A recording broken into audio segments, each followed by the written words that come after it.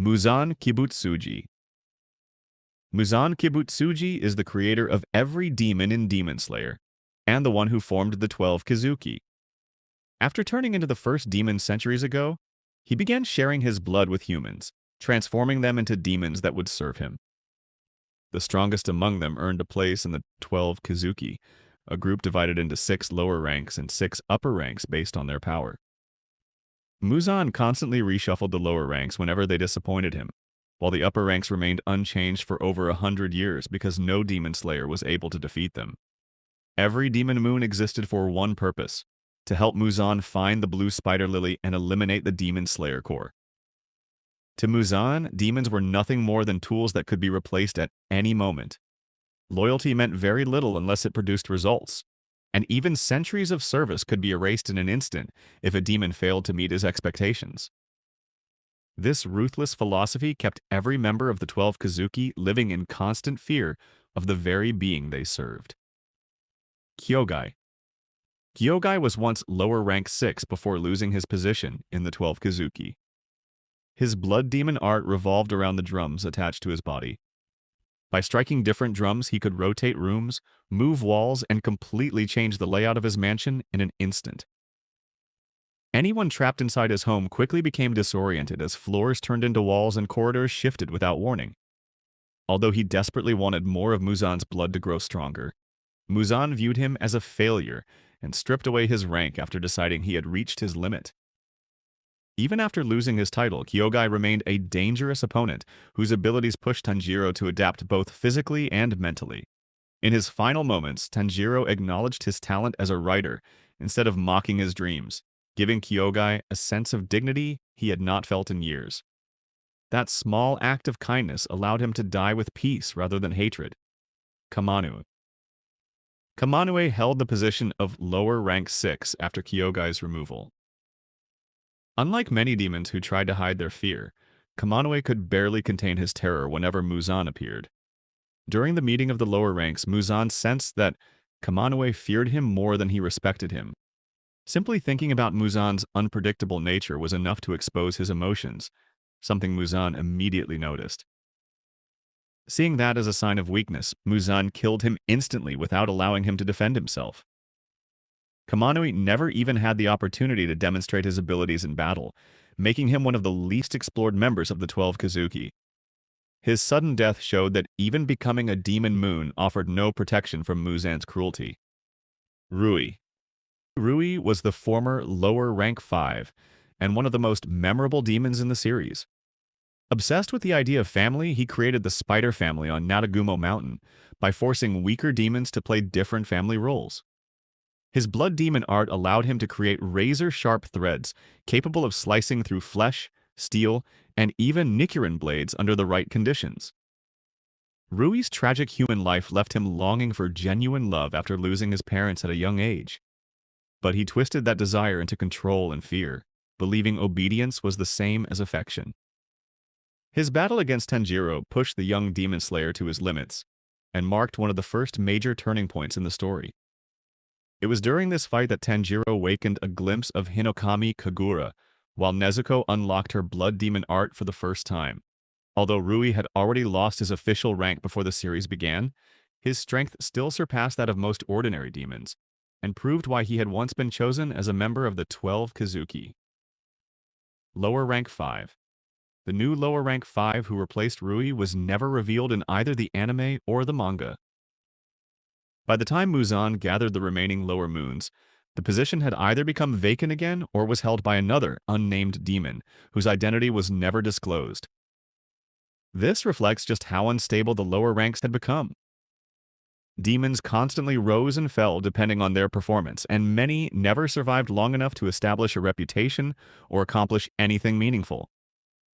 Unlike the upper moons, who retained their positions for generations, the lower moons were trapped in an endless cycle of failure and replacement. Mukago. Mukago served as lower rank 4 during the final gathering of the lower moons. She appeared nervous from the moment she stood before Muzan. Fully aware that a single mistake could cost her life, Muzan questioned the determination of the lower ranks, believing they had grown weak and complacent after repeatedly failing to eliminate demon slayers. As he spoke, Mukago's fearful expression confirmed everything he already believed. Rather than defending herself or attempting to prove her worth, she froze in terror before the first demon. Muzan interpreted that hesitation as another sign of weakness and killed her on the spot before she ever had the chance to demonstrate her abilities. Like Kamanue, Mukago's death highlighted how impossible it was for the lower moons to satisfy someone who demanded absolute perfection. Wakuraba. Wakuraba was the lower rank 3 and was known primarily for his incredible speed. Although very little about his blood demon art was ever revealed, his confidence in his movement suggested that outrunning almost any opponent had become his greatest strength. When Muzan unexpectedly began executing the lower moons one after another, Wakuraba immediately realized there was no reasoning with him. Instead of fighting, he chose the only option he believed might save his life and fled at full speed. For a brief moment, it seemed as though he might actually escape, but against the first demon, speed meant nothing. Muzan caught him almost instantly and ended his life without the slightest effort. Wakuraba's desperate attempt to flee perfectly illustrated the enormous gap between Muzan and every demon beneath him. No matter how powerful a lower moon became, none of them stood a chance against their creator. Rokuro. Rokuro held the title of Lower Rank 2 and appeared more ambitious than many of the other lower moons.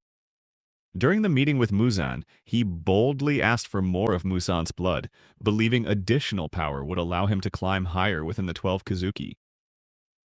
From Rokuro's perspective, it was a reasonable request, but Muzan interpreted it as an admission of weakness. He believed that true strength should be demonstrated through results rather than requested through gifts. To Muzan, a demon asking for more power instead of earning it had already admitted defeat. Without showing even a hint of mercy, Muzan killed Rokuro where he stood. His death reinforced one of the series' recurring themes.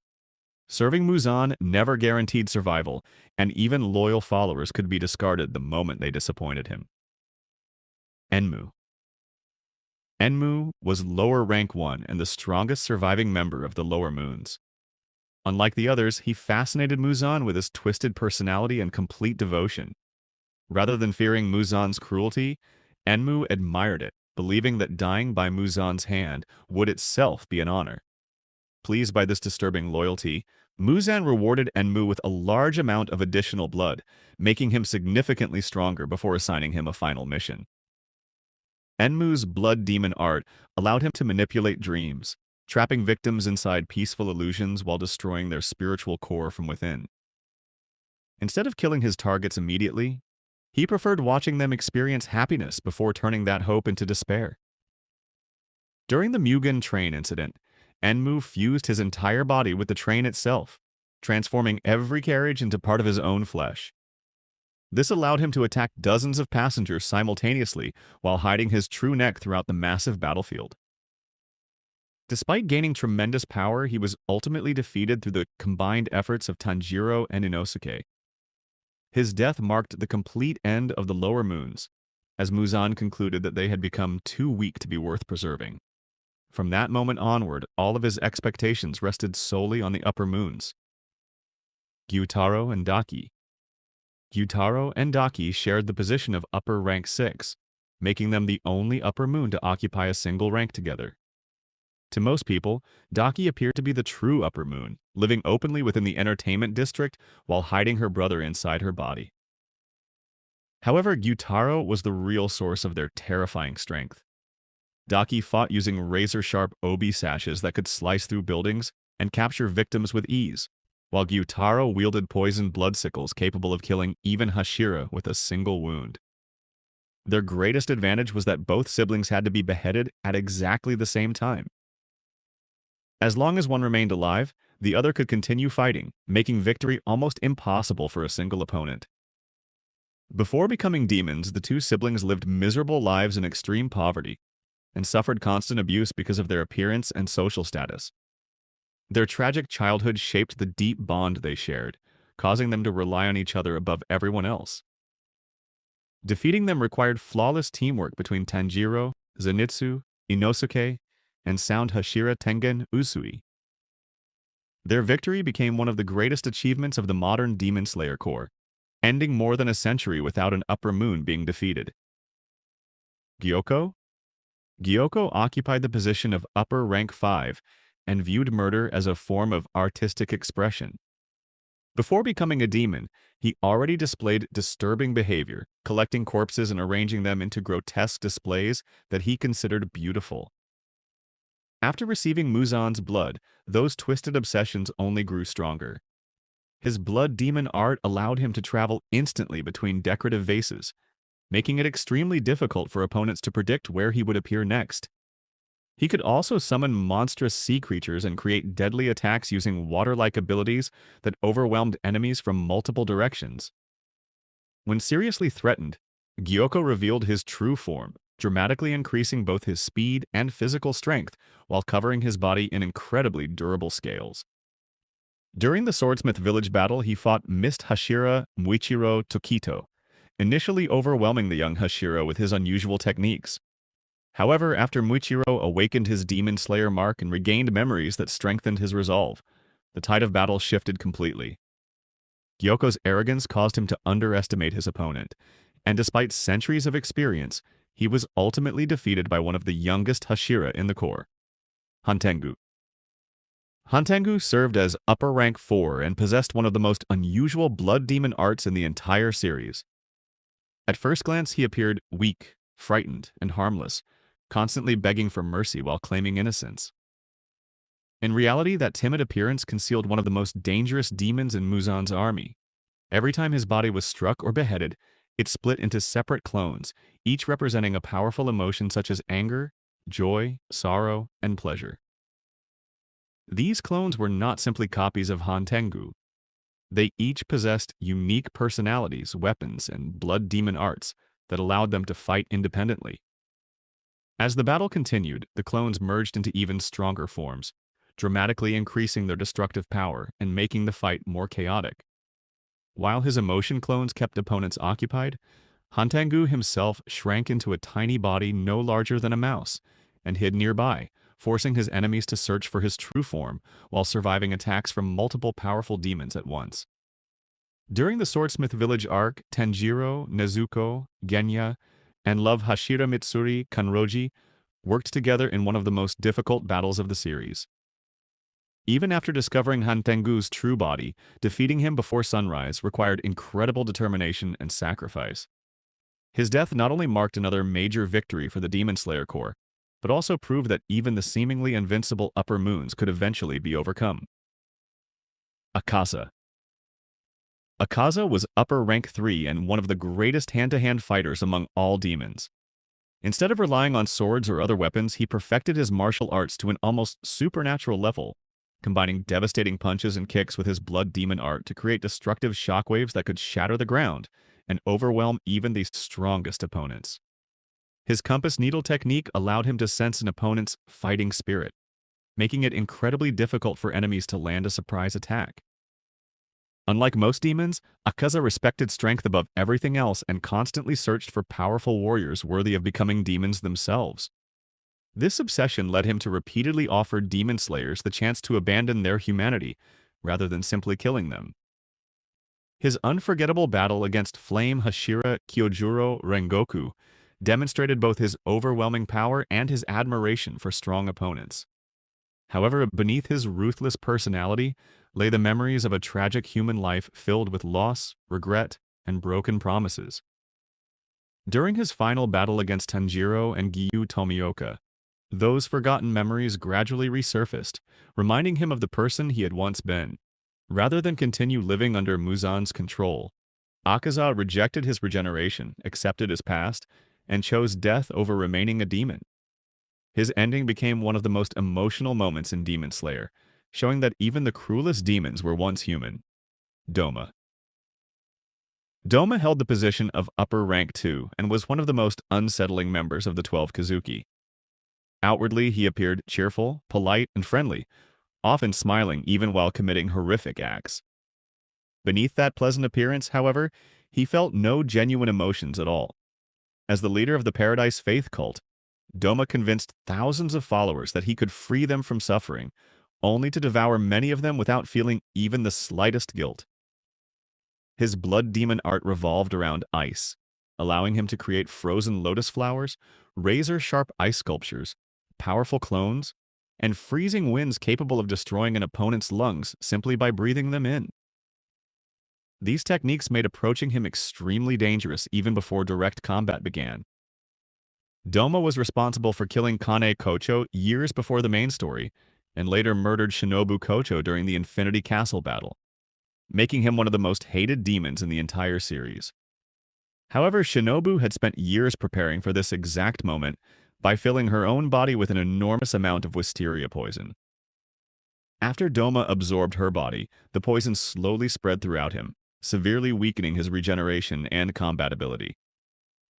This sacrifice allowed Kanao Tsuyuri and Inosuke Hashibira to finish the battle together, finally bringing an end to one of Muzan's most terrifying followers.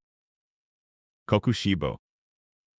Kokushibo was upper rank 1, the strongest member of the 12 Kizuki, and second only to Muzan himself. Before becoming a demon, he was Michikatsu Sugikuni, the older twin brother of Yoriichi Tsugikuni, the greatest swordsman in history and the creator of sun breathing. Although Michikatsu was an extraordinary swordsman in his own right, he spent his entire life living in the shadow of his younger brother's unmatched talent.